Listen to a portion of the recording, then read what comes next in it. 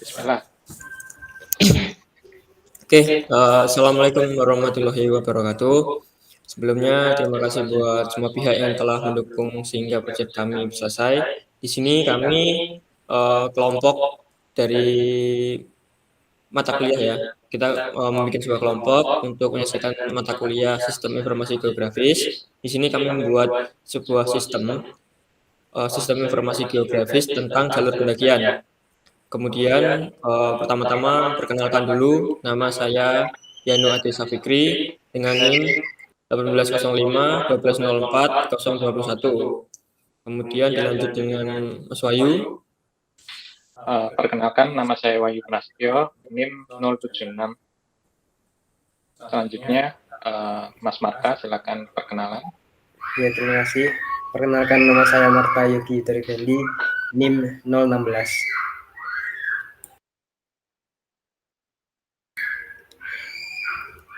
Ya, mungkin habis ini bisa langsung presentasi. Pertama-tama akan dipresentasikan sama Mas Marta tentang demo projectnya terlebih dahulu. Nanti kemudian dilanjut dengan back-end yang disampaikan sama Mas Wahyu. Dan terakhir nanti penjelasan tentang front-end-nya untuk saya. Mas Marta bisa dimulai. Siap, bisa Mas Yanu. Terima kasih atas waktunya. Seperti yang sudah dijelaskan sama Mas Yanu tadi, kita melaksanakan tugas proyek akhir mata kuliah Sistem Informasi Geografis ini dengan mengangkat judul Sistem Informasi Geografis Jalur Pendakian Gunung Jawa Timur. Langsung saja kita ke pemaparan presentasinya. Sebelum kita run, perlu diketahui bahwa kelompok kami menggunakan framework sendiri yang dibuat oleh Mas Wahyu, yang dibuat sendiri dan menggunakan bahasa Golang. Jadi kita perlu mengetikkan perintah untuk menjalankan proyek ini, yaitu kita ketikkan go, run, main go, lalu di enter. Itu untuk menjalankan perintah dari shortcode yang ada di main go. Ini kita allow. Setelah itu kita open link localhost, langsung masuk ke dashboard. Nah, pada kita ketikkan di browser localhost 8080 dashboard. Ini kita enter. Nanti akan muncul homepage yang berisikan peta di Jawa Timur. Nah, ini kita sudah menandai 5 gunung. Yang pertama adalah Gunung Penanggungan, kedua adalah Gunung Arjuna, ketiga adalah Gunung Kelut, keempat adalah Gunung Butak, dan yang kelima adalah Gunung Semeru. Nah, di sini kita bisa melihat jalur pendakian yang ada di gunung-gunung tersebut. Ini contohnya, kita klik lihat jalur. Nah, akan menampilkan jalur pendakian di Gunung Semeru. Itu ada garis biru dan garis merah. Untuk garis biru itu jalur aslinya, jalur pendakian asli dari pos perizinan sampai ke puncak Mahameru. Untuk garis yang berwarna merah itu melambangkan garis lurus yang di titik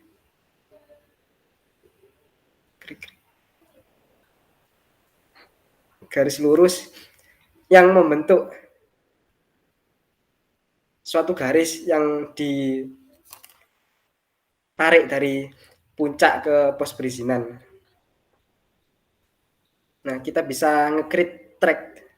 Contoh kalau kita mau membuat track baru di Gunung Semeru, kita bisa nge-create dengan cara tinggal kita tekan saja, kita zoom.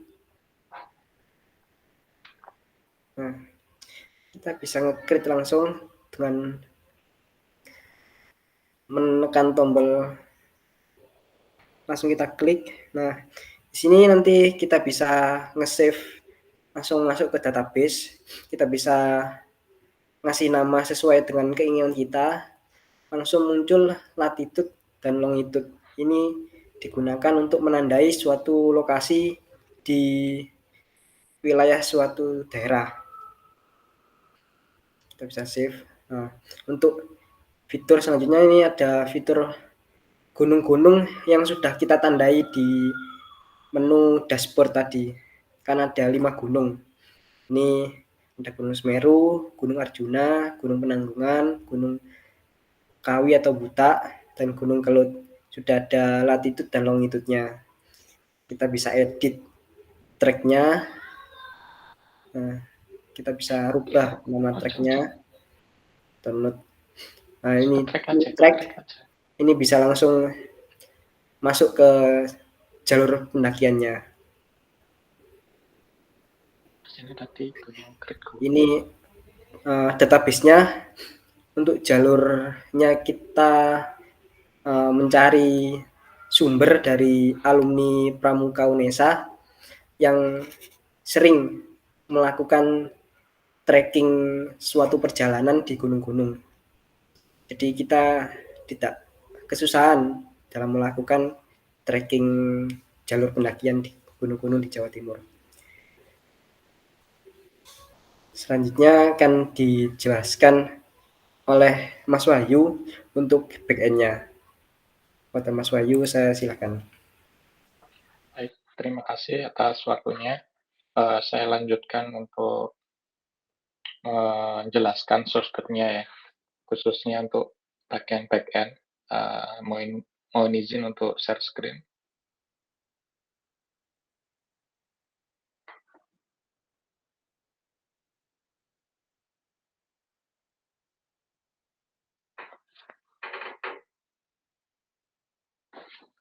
Oke, sudah tampil ya? Sudah. Di sini kami menggunakan framework sendiri ya, dengan bahasa pemrograman Golang. Jadi ini menggunakan konsep MVC, Model View Controller. Jadi nanti terhubung langsung ke database melalui model, sama nanti akan ditampilkan dalam view menggunakan HTML. Jadi di sini membuat satu controller yaitu mountain controller. Nah, di sini terdapat beberapa fungsi untuk meng-create mountain grid, mountain baru, kemudian mengupdate atau istilahnya CRUD ya, dalam sebuah tabel. Dalam contoh ini yaitu tabel mountain.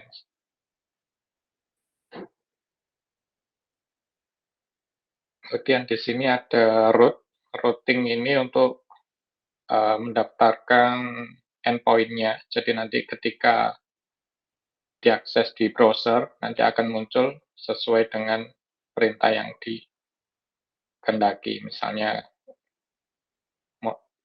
root-nya itu mountain. Di sini ada root. Root ini adalah jalur endpoint yang bisa diakses. Kemudian di sini ada view, ada backend sama layout. Nah, layout ini digunakan untuk templating. Kemudian di sini ada backend. Jadi ini ada dua folder mountain sama user. Mountains ini ya tentang gunung sama track atau jalurnya. Kalau mau membuat mountain baru, di sini ini ada form HTML, create mountain. Di sini juga ada script JS-nya. Kemudian untuk koneksi pakai file.env. Strukturnya seperti ini, ada app, asset, database, root, view. App ini berisi controller sama helper dan model. Asset ini berisi CSS, JS, dan template. Kemudian database ini file konfigurasi. konfigurasi database, routing ini jalur endpoint, kemudian yang view ini untuk namanya berisi file HTML-nya mulai dari error, welcome, dashboard HTML, dan lain-lain. Kemudian di app controller sini, ini berisi controller. Ini ada contoh mountain controller, yaitu untuk CRUD dari tabel mountain. Kemudian di sini ada models, ini ada model mounting, tracking, user. Yang mountain ini kita nanti digunakan untuk berhubungan dengan database, dengan tabel mountain. Sama yang ini track juga sama, ini berhubungan dengan database, dengan model track. Mungkin cukup penjelasan dari bagian backend. Selanjutnya bisa dilanjut oleh Mas Yanu, bagian frontend.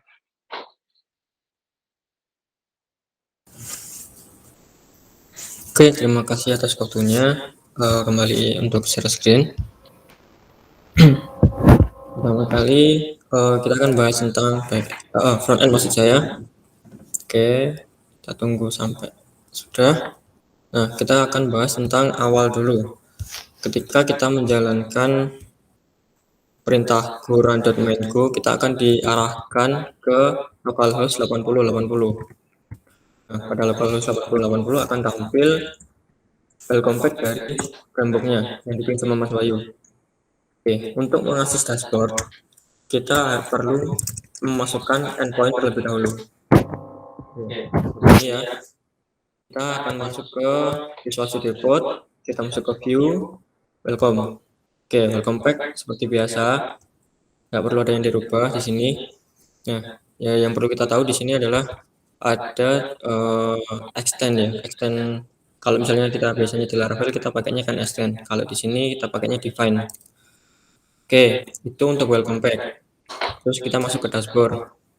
Nah, pada dashboard ini ada beberapa ini ya. Kita lihat dari atas di sini ada nama Wahyu Prasetyo, homepage, ada pilihan menu, dashboard, user, mountain. Nah, pilihan-pilihan itu terdapat pada layout backend di sini ya. Nah, ini tombolnya dashboard, user, sama mountain. Dashboard, user, mountain. Ya, masing-masing tombol ini mengarah kepada root-nya masing-masing. Dashboard mengarah ke dashboard, users mengarah ke users, kemudian mountain mengarah ke mountains. Kemudian untuk akunnya sendiri ya di sini ada setting beberapa mulai dari my profile, my balance, inbox, dan lain sebagainya. Ini untuk nama, kita masih buat untuk statis, belum kita koneksikan untuk yang dinamisnya.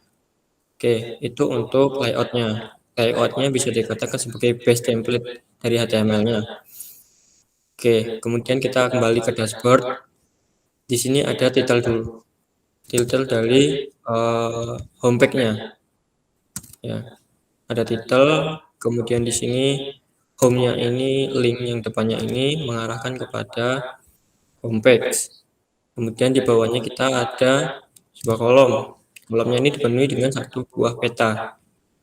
Ya, petanya dideklarasikan seperti ini. Pertama kita deklarasikan div, kemudian dikasih height 400 pixel, kemudian ID-nya map ID. Oke, kemudian di bawahnya ada script JavaScript, ya kan?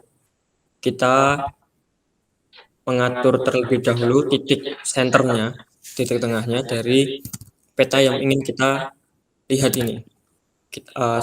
Kami mengatur sebanyak ini kalau nggak salah ada di pertengahan Jawa Timur. Kemudian kita arahkan var map, kita bikin variabel untuk mapnya dulu dengan fitur leaflet. Kita pakai leaflet.js, ya kan? Kita pakai leaflet dengan mendeklarasikan l.map, kemudian kita arahkan ke map ID yang ini. Kemudian kita set view-nya, latitude sama longitude-nya sesuaikan dengan variabel yang ada di atas. Dan 8 ini adalah default dari zoom-nya. Kemudian kita pakai peta dari Esri World Imagery. Kita deklarasikan T-layer-nya, max zoom-nya sebanyak 18, attribution-nya, kemudian ID-nya, till size-nya, zoom offset-nya. Kemudian kita masukkan kepada variabel mymap. Nah, yang atas ini adalah peta dengan gambarnya dari OpenStreet. Oke, kemudian pop-up-nya ini menampilkan pop-up. Nah, for mountain ini untuk lihat ini marker di homepage-nya ini. Ini kita melakukan perulangan untuk mengakses masing-masing data yang ada di database. Ya, kita ngambil mountain-nya, kita ambil dari di sini di controller mountain di home sih, home di dashboard. Nah, kita connect sama database, kemudian kita ambil modelnya, kita cari modelnya. Nah, di pfind ini perintah golang untuk mengakses semua data yang ada di model mountain database atau tabel mountain. Oke, kembali ke dashboard. Ini kita kita deklarasikan masing-masing dari dari markernya sekalian dengan ID yang nanti mengarahkan URL-nya ini menjadi parameter, mengarahkan URL endpoint-nya ini ke track-nya masing-masing. Oke, kemudian kita akan masuk ke mountain. Mountain ini ada di view, bagian backend, mountain. Nah, tampilan yang ada di depan ini adalah dari index HTML. Seperti ini, ya. Tidak ada yang spesial, cuman pengambilan datanya aja.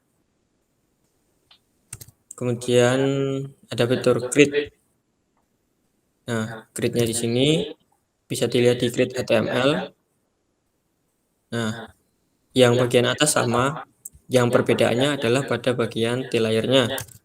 Kita pakai dari Mapbox ya, untuk layarnya yang bagian gridnya ini. Kemudian kita kembali ke tracks ya. Kita lihat ke tracks. Nah, tracknya ini ada di folder tracks bagian index. Nah, folder track bagian index ini kita deklarasikan, pertama kita ngambil data dulu dari center atau dari titik pusat marker dari mountain yang pengen kita lihat. Kemudian kita deklarasikan latitude dan longitude-nya, kita masukkan ke set view-nya, dan zoom-nya defaultnya kita pakai 14. Terus kemudian map-nya kita pakai Esri World Imagery lagi, ya. Dan ini kurang lebih seperti ini hasilnya, tampilannya. Nah, di sini ada kita ngambil data tracks-nya, data dari database ya. Kita ngambil data dari database tabel tracks untuk melihat track-nya sebanyak ini. Dari banyak data titik-titik itu kita sambungkan dan terjadilah dan hasilnya adalah sebagai berikut. Itu untuk grid, untuk tracks. Kemudian untuk grid tracks-nya di sini, grid tracks-nya itu bisa dilihat di grid HTML ya. Ini juga pakai sama Mapbox Imagery, sama latitude longitude-nya kita deklarasikan di awal. Kemudian untuk masuknya, inputnya bisa dilihat di tombol save-nya. Oke, mungkin itu yang bisa saya sampaikan. Kurang lebih mohon maaf sebesar-besarnya. Kembali lagi ke sini. Oke, demikian yang bisa kelompok kami sampaikan. Mohon maaf bila mana ada salah kata. Dan sedikit tambahan, untuk data yang kita pakai itu merupakan data yang diambil dari alumninya Marta, alumni Pramuka Unesa. Kita minta beberapa datanya dan tadi kita sudah implementasikan pada satu tabel Semeru. Terima kasih dan sekian yang bisa kami sampaikan. Mohon maaf sebesar-besarnya atas salah kata yang baik disengaja maupun tidak dari kami. Assalamualaikum warahmatullahi wabarakatuh. Waalaikumsalam.